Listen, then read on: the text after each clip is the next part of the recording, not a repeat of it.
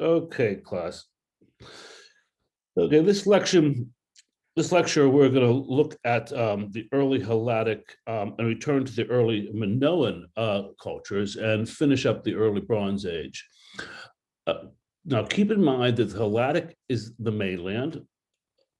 The Minoan is the island of Crete, where the legendary king of Minos ruled. We'll come back to him later. And then we've done the Cyclades, which are in the center, those islands in the center of the screen, in the center of the Aegean, like Milos and Thera and Naxos, etc. Now, what's important to remember here is that though we had small-scale regionalism in the Neolithic, it's now much larger. And these cultures, or the cultural remains of these societies, reflect a regional type. So, for example, there's the mainland, and there's the island of Crete and the Cycladic islands. There are, overlap, well, in exchange between the three, but these cultures have their distinct set of artifacts, and they can be confined by geographical regions. We go to the site of Lerna and look at the House of Tiles. You can see on the big image there is the building with black lines. Those two squares are later graves were dug into it. Now, on the upper left, you can't see it well, but it shows the different colors for different periods. And so that's why I show that to you. Not all of it are exactly the same period. And those fortifications on the bottom, where it's blue, do not necessarily correlate to the House of Tiles. Now, what's important to keep in mind about the House of Tiles is that one, it's a fairly complex building. We haven't seen anything like this yet, with several ways of accessing the house. It's fairly large. It's about the size, I'd say, of Feinstein, but not as high. Obviously, it has 2 stories, but takes up about that much area. And what's also interesting is that in the mainland cultures, these structures are quite common. There are in many of the sites, and at every site, there's only one, which leads us to believe that perhaps this was an administrative building, and perhaps we're starting to see the beginning of social stratification, but not like the class system, which we will see in the Middle Bronze Age, and which already exists in Egypt and Mesopotamia. We won't get really classes and on highly structured hierarchical social organizations until the Middle Bronze Age, in the Aegean, that is. But we might have like a big man or a tribal chief house here. But it seems to be some sort of administrative building because it's too big for a piece of domestic architecture. And what it does is it controls access. These houses are frequently referred to as corridor houses because when you entered, you were restricted to specific spaces and frequently to corridors that would lead you up to the 2nd floor. Now, here's the cover of a small little publication about Lerna. I only show it to you to give you its reconstruction. It's a 2-story building with a pitched roof. Those roofs are tiled, and hence the name House of Tiles. But it seems that these entranceways on the 1st floor, force people to go into certain places. And that generally implies that, access is the important thing. And if you can't get access, it's not as much power. So we start to see what we believe to be administrative buildings replicated. Now, what's also interesting is that the tiles themselves are impressed, and that's why the tiles became very important. Usually roof tiles are, so what? I mean, there are millions of them, but these ones were impressed. And these are sealings, or the impressions of seals. And I'll end this lecture talking more about them. And we have on the left, for example, this abstract design with the spider in it. And on the right, we get these interconnected diamonds as well as these loops. It's almost like an M.C. Escher painting where they all connect. Nice abstract design. And in the center, we have those three, jack or four rather, jack-shaped sort of three-pronged things. But notice the vessels up in between, and they are like early Minoan beaked ewers that we've seen before and we'll see again. And that's quite interesting because this is the mainland, and those vessels are primarily a Minoan a type of vessel. So that's quite interesting. One of the type artifact or type pot for the early Helladic period is the sauce boat. It's sauce boat's a modern name for it. We call it that because it looks like something we put our gravy in. But a couple things to know about this. First of all, it's handmade. And by the way, all pottery in the early Bronze Age in the Aegean is handmade. We don't get wheel-made pottery until the Middle Bronze Age, and that shows a rise in consumption or production, I should say, of pottery. And right now, these are just handmade objects. Secondly, it's important to keep in mind that once again, these are tablewares. So it wasn't something that the food was stored in, nor was it something that was eaten out of. But these were the special pots, the special china that mom brings in when you have guests, and this is the good stuff that's brought out. And so it's an intermediate vessel and, a small sign of prestige. Get used to these. Well, they do occur, some do occur on Crete, some do occur on the Cyclades. And, that's true as some, vice versa. But to a great extent, these are primarily found on the mainland, and these sauce boats are archetypal for the early Helladic period. Now, back down to Crete. I know we talked a little bit about the early Minoan sites. I want to we come back to them and talk about some other aspects of them as well. There are a whole bunch of dots here showing all the sites. You don't have to, by no means do you have to know all of them. But we will talk about, we have talked about Vasiliki, here, number 16, and number 20, which is Myrtos. Knossos up here is an important one. And this region right here, and we'll talk more about this as we go through the semester, is what's called the Messara Valley. There's a big river that flows in here and out this way. And this is a big, rich valley running east to west. Once again, we have the site of Vasiliki. We've seen it before. I primarily just want to point out that there's no, central structure at early Minoan sites. There doesn't seem to be buildings that are replicated, administrative buildings at least that are replicated. But it's agglutinative architecture. That is to say, buildings added onto buildings. As the family got larger, you added structures, built more houses. And over time, these villages, would be populated by people of an extended family. You can still go to some of these villages in Greece and, and you get into them and there's only, 3 or 4 last names for everybody in the village, right? It's just, these are very strong family units and extended families lived there. And we remember the Vasiliki ware, these beak-spouted vessels here.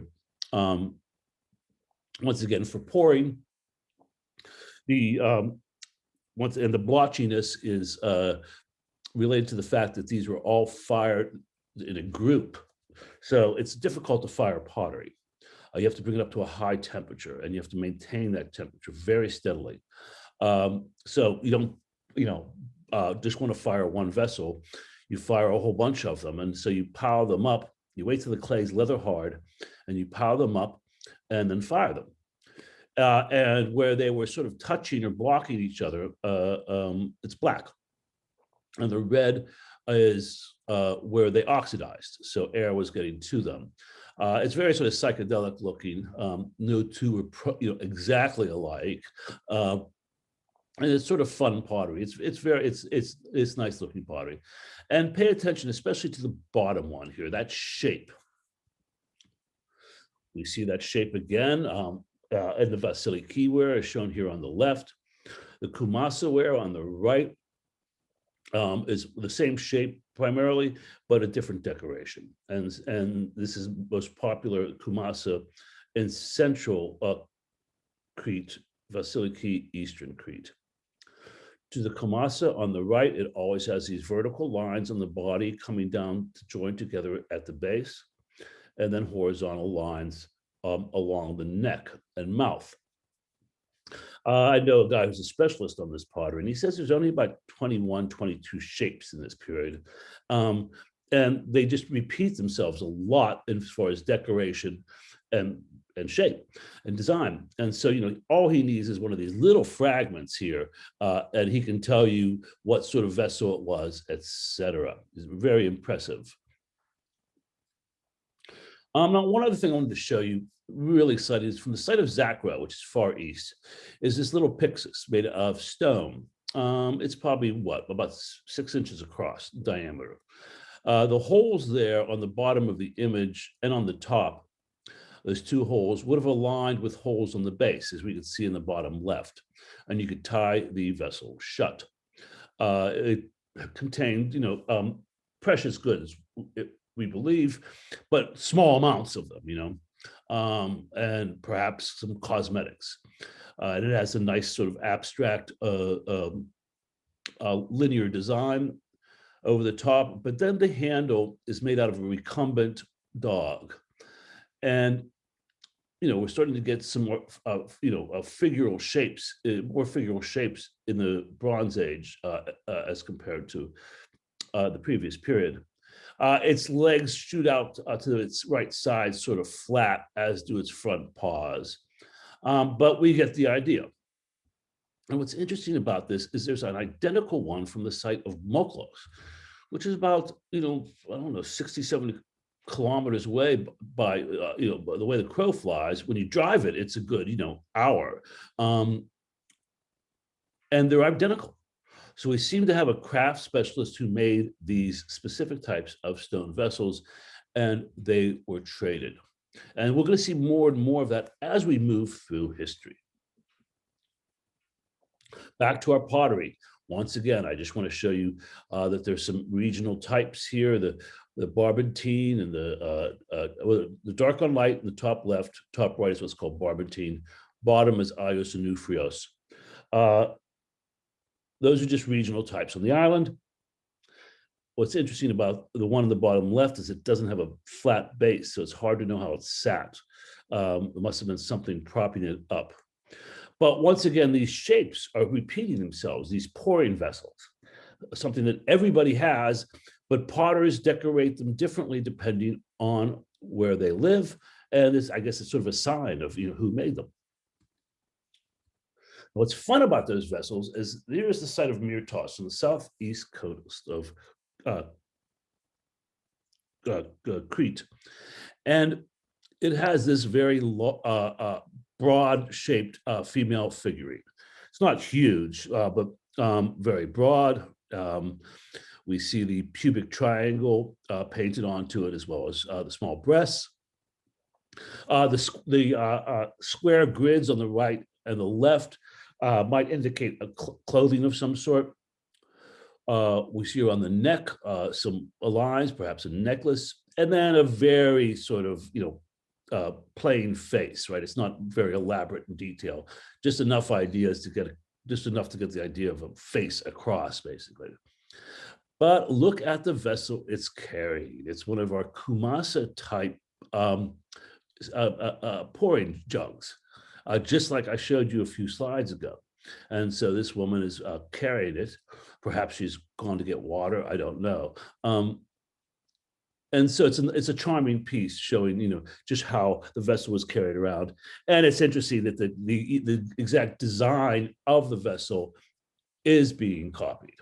So that's a fun figurine. Now back down to the Meseret, which I showed you was that big valley running east to west. We begin on Crete to get some replicating structures. And these are tombs. So it's not houses or administrative buildings that were replicating in the early Bronze Age on Crete, but these tombs. Unfortunately, all except one were robbed in antiquity. But in those circular, well, I don't know if in antiquity, some could have been robbed in the modern era, but they were robbed is the point.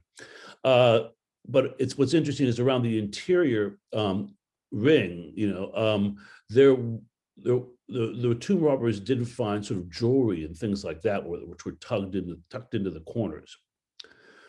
So we do have finds from them, but probably missing a lot. Each one of these rings has an opening, and you can see it on the right-hand side that faces east. You don't see it on the left because it's covered over. It's a really small entrance, actually. And a colleague of mine, she studied all of them. There's about, I don't know, 40 or 50 of these. And she found that all the openings face pretty much exactly the same way to the east. They might be a couple of degrees off, but not a lot. And what's also interesting about that opening is, as I said, it's covered. So you could not walk through it. You could barely crawl through it.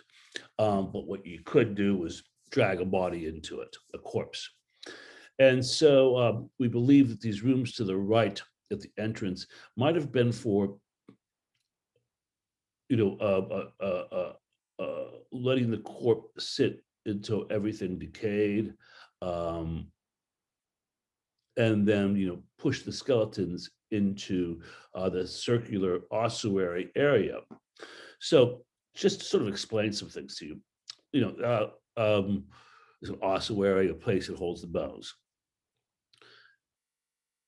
In Greek society, they practice what's called secondary burials, and many societies do this, which is, you buried, you died, you buried, there's a funeral, and about a year or two later, you're dug back up, and your skeleton is cleaned off of what's remaining flesh there is. The priest or the papas will wash the bones in wine and say prayers, etc. And then you get piled in with the rest of your ancestors. We have to keep in mind that, cemeteries take up a lot of space. We live in a big country, so it's not a big deal for us yet. But these countries where people would live for a long, long, long, long time, if everybody buried their dead and kept them there, there'd be no land to farm. We'll come back to this concept of cemeteries as markers in a later lecture, but these ossuaries are quite common. Perhaps some of you have traveled through Italy, where some of the monks there, in their monasteries, they save all the skeletons from the previous monks and or priests, whatever denomination they were, and they decorate their walls with them, and some of these have crazy sort of femur bones on one side and skulls on the other, etc. But these are all preserved by the society, and we think that perhaps those Messorah type tombs, the round part was the ossuary, and that's where many, where the skeleton would be deposited, but not necessarily the fleshy part. Although it does make it hard to explain why we found some jewelry in these tombs if they were just sort of dragging what's left of the skeleton into the central area. And that brings us to another point, and that's a jewelry from a tomb at the site of Moklos, which is an island on the northeast of Crete. It's a little island off the island. It's not a Messorah type tomb, it's a different type. But what I want to point out here is the jewelry that was buried. And, we have here some nice beads and, carnelian, gold. Now, there's a lot of wealth in these. And so when these got buried with the person, you were taking a lot of wealth out of the society, giving up a lot.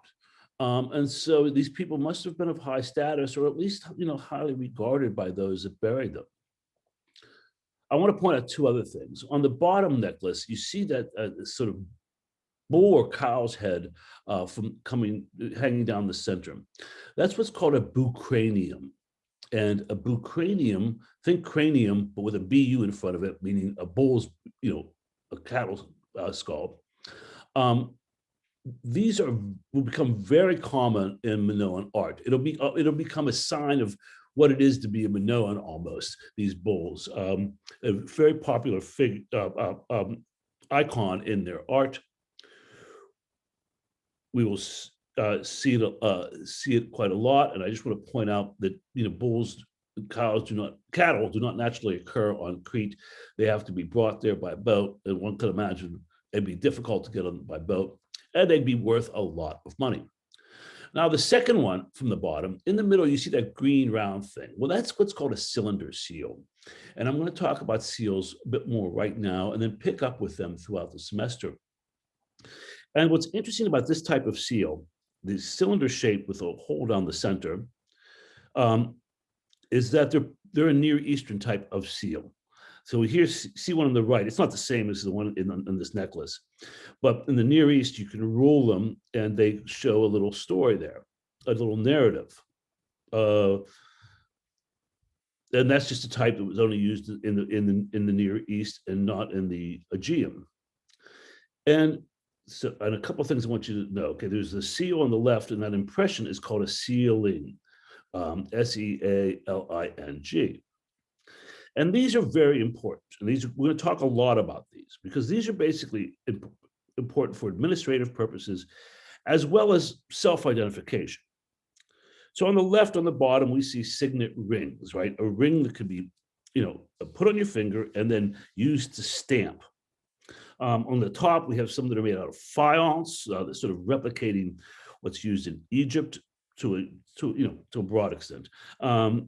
And I'll talk more about faience in a later class. And here are some more seals to the right.